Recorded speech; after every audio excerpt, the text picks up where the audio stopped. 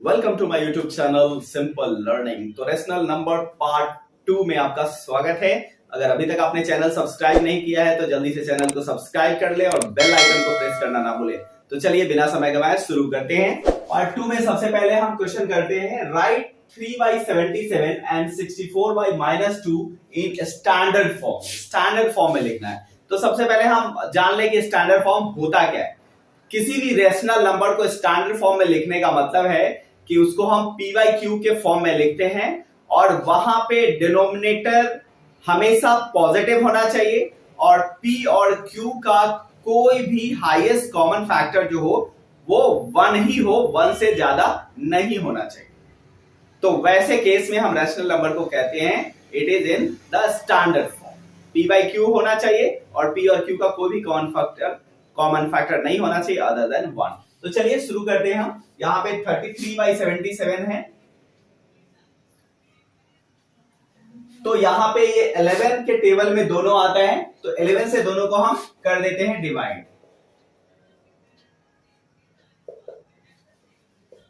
11 3 जा 33 एंड 11 7 जा 77। So 3/7 is the right answer।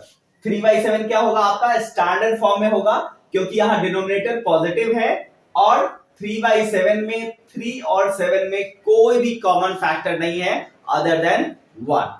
So simplest form of 33/77 is 3/7। दूसरा है हमारा 64/-20। अब सबसे पहले तो यहां पे डिनोमिनेटर नेगेटिव है तो इसको हमको पॉजिटिव करना है और इसके लिए क्या करेंगे हम -1/-1 से मल्टीप्लाई कर देंगे। ऐसा करने के बाद आपका हो जाएगा -64/20। अब देखेंगे ये और ये किसी के टेबल में आता है, इसका कोई कॉमन फैक्टर है। तो यहां पे देखिए कॉमन फैक्टर 64 और 20 ये दोनों इवन नंबर है, 2 से डिविजिबल हो सकते हैं। 4 के टेबल में भी आता है 20 और 4 के टेबल में 64 भी आता है। सो इसको हम लोग डिवाइड कर देते हैं 4 से। 64 को 4 से डिवाइड करेंगे तो -16 और 20 को 4 से करेंगे तो 5।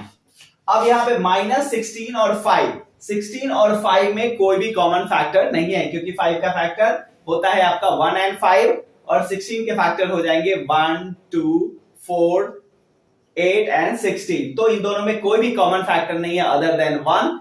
So the 16/5 is in standard form.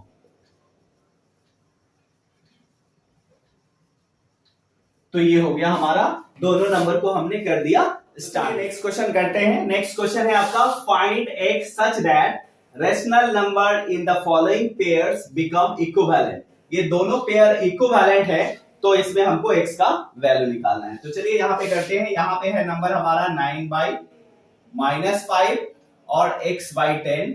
ये दोनों इक्विवेलेंट फ्रैक्शन है तो इसके लिए हम लिखेंगे, दोनों को करेंगे equal because both the fraction are equivalent. So 9/-5 equal to x/10। अब यहां पे हम करेंगे क्रॉस मल्टीप्लीकेशन। तो 9 को 10 से मल्टीप्लाई करेंगे, 9 into 10 इक्वल्स x into -5। यहां हो गया आपका 90 इक्वल्स -5x। x की वैल्यू निकालनी है तो x को यही रखेंगे हम और -5 इधर मल्टीप्लीकेशन में है तो इस तरफ जब आएगा तो आपको डिवीजन में आ जाएगा, नीचे आ गया। 5 से हम 90 को कट कर देंगे, 18 5 होता है। सो x इक्वल्स -18। तो यहां पे निकल गया x का वैल्यू -18। तो इस तरह से हम बड़ी आसानी से निकाल सकते हैं अगर ऐसा क्वेश्चन दिया हुआ है तो। चलिए दूसरा क्वेश्चन देख लेते हैं। यहाँ x/6 है और दूसरा फ्रैक्शन जो है वो -13। 13 के नीचे कुछ भी नहीं है डिनोमिनेटर तो हम अपनी मर्जी से 1 लिख सकते हैं क्योंकि 1 अगर डिनोमिनेटर होता है तो उससे कोई फर्क नहीं पड़ता है, सेम नंबर हमको मिलेगा। ओके, अब ये चूंकि दोनों इक्विवेलेंट फ्रैक्शन है सो x/6 इक्वल्स -13/1। यहां भी करेंगे हम क्रॉस मल्टीप्लीकेशन। x को 1 से मल्टीप्लाई करेंगे, x into 1 equals -13 into 6। So x equals 13 6 78। So x equals -70 is the answer. तो इस तरह से हम बड़ी आसानी से, अगर इक्विवेलेंट फ्रैक्शन दिया हुआ है और उसमें हम एक वैल्यू अगर अननोन है तो उसको हम लोग बड़ी आसानी से इस तरह से। तो चलिए नेक्स्ट क्वेश्चन है हमारा, check whether the following rational numbers are in standard form, if not write in the standard form. पहले चेक करना है कि स्टैंडर्ड फॉर्म में है कि नहीं। अगर स्टैंडर्ड फॉर्म में है तो अच्छी बात है, अगर नहीं है तो उसे हमको स्टैंडर्ड फॉर्म में लिखना है। तो चलिए देखते हैं। फर्स्ट क्वेश्चन है हमारा -3/19। अब हम चेक करते हैं, डिनोमिनेटर पॉजिटिव है, उसके बाद देखेंगे कि कोई कॉमन फैक्टर है अदर देन 1। तो 3 के फैक्टर क्या होंगे? 3 के फैक्टर हो जाएंगे आपको 1 एंड 3, और 19 के फैक्टर होंगे 1 and 19, because 3 and 19 are prime number, so only common factor is 1। तो ये क्या है आपका स्टैंडर्ड फॉर्म में है।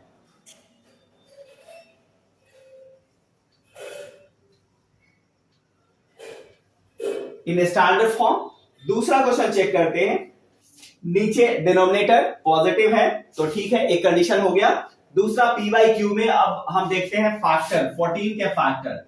14 के फैक्टर होते हैं 1, 2, 7 और 14। 2 के टेबल में आता है 2 7 जा, 7 2 जा एंड 14 1 जा। 35 के फैक्टर होंगे 1, तो उसके बाद आपका 5 के टेबल में आएगा 35। 5 7 जा आता है तो 7 इज ऑल्सो फैक्टर एंड 35। अब दोनों में कॉमन फैक्टर देख लेते हैं। 1 is common factor and 7 is also common factor.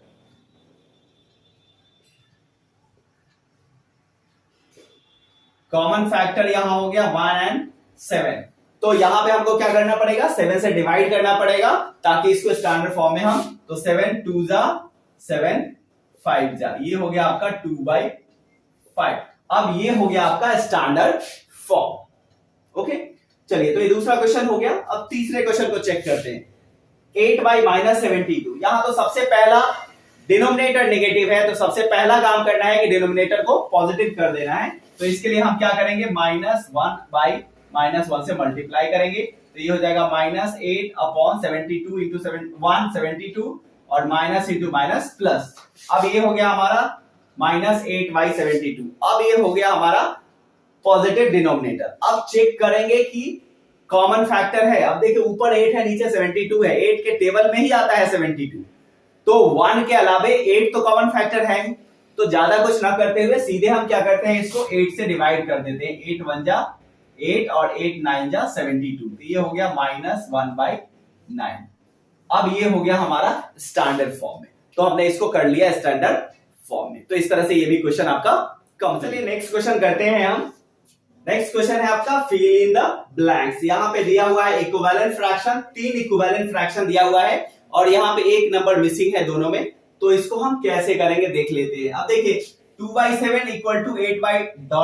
मतलब यहाँ पे भरना है आपको क्या होगा, और यहाँ पे न्यूमरेटर गायब है, नीचे का डिनोमिनेटर दिया हुआ है। सबसे पहले अच्छी बात तो ये है कि तीनों इक्विवेलेंट फ्रैक्शन है। तो चलिए सबसे पहले हम क्या करते हैं, इस पोर्शन को ले लेते हैं। ये क्या हो गया आपका 2/7 इक्वल्स 8, नीचे कुछ भी नहीं है तो हम यहाँ पे x ले लेते हैं। अब फिर हम पिछले वाले क्वेश्चन की तरह इसको क्रॉस मल्टीप्लीकेशन करेंगे। ये हो गया आपका 2 इंटू एक्स इक्वल्स 8 इंटू 7, सो x इक्वल्स 8 इंटू 7 अपॉन 2। 2 के टेबल में 8 आता है, 2 4 जा 8, तो x इक्वल टू क्या हो गया आपका 4 7 जा 28। यहां पे क्या आ गया आपका 28, तो ये हो गया हमारा, ये हो गया सॉल्व। अब क्या करेंगे हम, इसको और इसको, इन दोनों को ले लेते हैं। तो यहां पे क्या है आपका 2/7 इक्वल्स, नीचे है आपका 63, ऊपर कुछ भी नहीं है, y ले लेते हैं। यहां पे हम y ले लेते हैं, ठीक है। अब फिर यहां भी वही करना है हमको, क्रॉस मल्टीप्लीकेशन। 2 को 63 से मल्टीप्लाई करेंगे, 2 इंटू 63 इक्वल्स y इंटू 7। अब यहां पे क्या होगा आपका, y इधर ही छोड़ देते हैं, 7 मल्टीप्लीकेशन में है, इस तरफ जब आएगा आपका तो डिवाइड में आ जाएगा। 7 के टेबल में 63 आता है, 7 9 जा, तो यहां से इसको हम काट देंगे। फिर 9 2 जा क्या हो गया 18, माइनस यहां पे है तो 18 से पहले माइनस लग जाएगा, सो y इक्वल टू -18। तो दोनों आ गया हमारा, यहां पे क्या आ गया आपका 18 और यहां पे पहले ही आ चुका है 28। तो इस तरह से ये क्वेश्चन हमारा हो गया सॉल्व। अब इसी तरह से दूसरा क्वेश्चन है हमारे पास 36y गायब है, नहीं पता है, यहां पे x डाल दीजिए। -4/9 यहां पे नहीं पता है, यहां पे y डाल दीजिए। अब क्या करेंगे, हम इसको लेंगे इन दोनों को, यहां पे हो जाएगा आपका 36/x इक्वल्स -4/9। क्रॉस मल्टीप्लीकेशन करेंगे, 36 इंटू 9 इक्वल्स -4 इंटू एक्स। तो x इक्वल टू क्या हो जाएगा आपका 36 इंटू 9, इस तरफ आएगा -4 तो अपॉन में आ जाएगा। अब हम कट कर देते हैं, 4 9 जा, मल्टीप्लाई करेंगे तो x इक्वल टू क्या हो जाएगा 9 9 जा 81, माइनस यहां पे है तो यहां रिजल्ट में माइनस लग जाएगा, तो यहां x का वैल्यू निकल गया। अब हमको y का वैल्यू निकालना है, तो यहां पे इन दोनों को हम ले लेते हैं। तो यहां पे क्या होगा आपका -4/9 equals -84/y। Same procedure, cross multiplication, -4 into y equals -84 into 9। y equal to क्या हो जाएगा -84 इंटू 9 अपॉन -4। अब यहां पे माइनस माइनस कट करिए और 4 से इसको काट दीजिए, 4 2 जा 4 1 जा, सो y इक्वल्स 9 1 जा 9, 9 2 जा 18, 189। So the right answer is 189। तो यहां पे आ गया 189, y और x की वैल्यू निकल गई, और इस तरह से ये भी क्वेश्चन हमारा। तो चलिए नेक्स्ट क्वेश्चन हम लोग करेंगे एब्सोल्यूट वैल्यू के बारे में। किसी भी नंबर का, किसी भी रैशनल नंबर का एब्सोल्यूट वैल्यू क्या होता है। तो देखिए यहां पे अगर हम बोलते हैं एब्सोल्यूट वैल्यू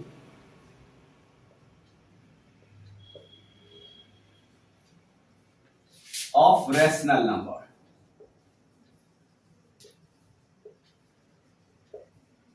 जैसे मान लीजिए हमारे पास क्वेश्चन है 4/-3। अब अगर हमको निकालना है इसका एब्सोल्यूट वैल्यू क्या होगा, तो एब्सोल्यूट वैल्यू के लिए क्या करते हैं हम, सबसे पहले तो एक इसको हम इस्तेमाल करते हैं इस सिंबल का, और इसको बोलते हैं मॉड। मॉड 4/3, और इसका वैल्यू क्या होगा आपका 4/3। So the absolute value of 4/-3 is 4/3। Absolute value में हमेशा रैशनल नंबर का जो पॉजिटिव वैल्यू होता है वही हम लेते हैं। अगर निगेटिव भी है तो भी उसको पॉजिटिव कर देंगे, पॉजिटिव है तो पॉजिटिव तो है ही, अगर निगेटिव है तो भी उसका हम पॉजिटिव बना देंगे। जैसे अगर हम एब्सोल्यूट वैल्यू निकालते हैं, एब्सोल्यूट वैल्यू ऑफ -3/4 या फिर 3/4, दोनों का एब्सोल्यूट वैल्यू क्या होगा आपका सेम होगा 3/4।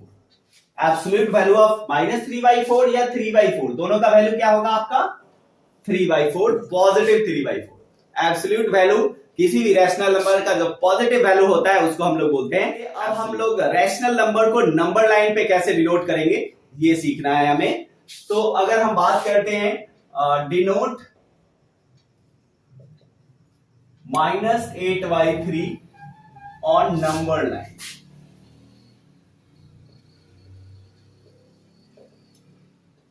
अगर हमको -8/3 को नंबर लाइन पे दिखाना है तो हम कैसे इसको दिखाएंगे। तो चलिए देखिए यहां पे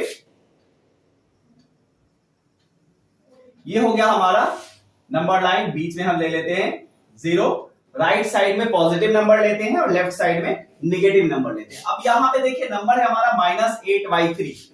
अब क्या करेंगे, ये निगेटिव वैल्यू है तो यहां पे क्या आएगा, ये लेफ्ट साइड में आएगा इसका वैल्यू, और 8/3 है। अब क्या करते हैं हम आगे बढ़ते हैं और 8 डिवीजन हम इधर लेंगे, आप 1 2 3 4 5 6 7 8 और 9 डिवीजन ले लेते हैं। अब पहला जो नंबर होगा वो होगा हमारा -1/3, दूसरा नंबर हो गया -2/3, -3/3, -4/3, -5/3, -6/3, -7/3, ये हो गया हमारा -8/3 जो निकालना था हमको, और यहाँ पे हो गया -9/3। अब देखिए यहाँ पे -3/3 ये क्या हो गया आपका 1, ये वैल्यू हो गया हमारा 1। यहाँ पे -6/3 ये क्या वैल्यू हो जाएगा आपका 2, और ये क्या होगा आपका 3, और ये जो निकालना है हमारा -8/3 का पॉइंट आपका ये हो गया। ठीक है, तो इस तरह से हम -8/3 को नंबर लाइन पे, अब यहां पे जब आप एग्जाम में करेंगे, जब कॉपी में करेंगे, तो आपको ध्यान रखना है कि ये जो नंबर लाइन बनाएंगे स्केल का यूज करिए, और यहाँ पे जो डिस्टेंस है वो उसको इक्वल लेना है। 1 सेंटीमीटर का लीजिए, 1 इंच का लीजिए, जो भी डिस्टेंस लेंगे वो एकदम इक्वल डिस्टेंस होना चाहिए, क्योंकि ये डिवीजन जो होने चाहिए वो इक्वल होने चाहिए, तभी आपका 1/3 का डिवीजन होगा। यहाँ पे हमने क्या किया है, 1 को 3 पार्ट में डिवाइड कर दिया है, और ये हो गया हमारा -8/3। तो इस तरह से हमने -8/3 को नंबर लाइन पे इक्वेशन करते हैं।